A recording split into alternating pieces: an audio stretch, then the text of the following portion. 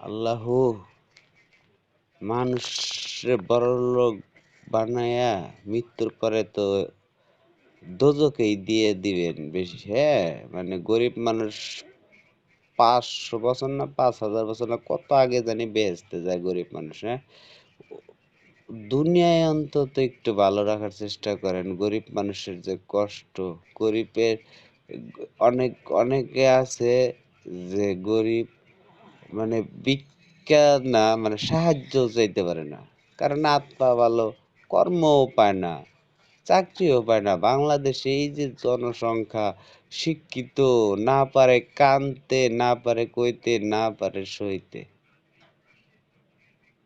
কষ্ট শিক্ষিত, এদের গুণা আমি নিব। তারপরে যারা নেশা খায়, খাবার, নেশাটা তো একটা খাবার। হ্যাঁ, ভাত তো একটা খাবার। খাবার খাওয়ার জন্য টাকা নাই, কত অবহেলিত, কত নির্যাতিত, কত জেল খাটা, কত অত্যাচার। এহ, এই নেশাখোরদের গুণ আমি নেব, কিন্তু তার জন্য সবারই আমার জন্য একটা কাজ করতে হবে, আমার একটা কথার দাম দিতে হবে। আমার কথার দাম দিতে হবে, তা হচ্ছে আমি ইমাম মাহাদির দলে, সবাই রেডি থাকতে হবে। হ্যাঁ,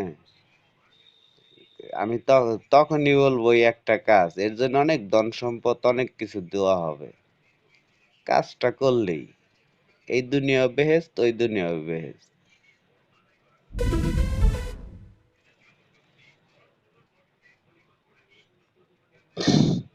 আপনাদের অবস্থা হচ্ছে, হ্যাঁ, এই শিক্ষিতদের আর হচ্ছে যারা এই যে নেশা খায়, এই যে এরকম প্রজাপতির মতো কইরা রাখছে।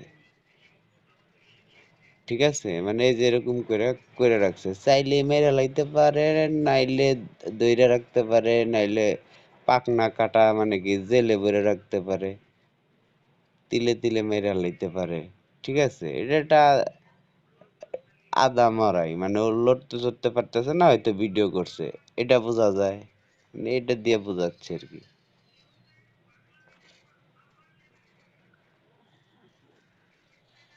আদা মরা করে রাখছে আপনাদের, আদা মরা, বুঝছেন? এটারে জীবন বলে না।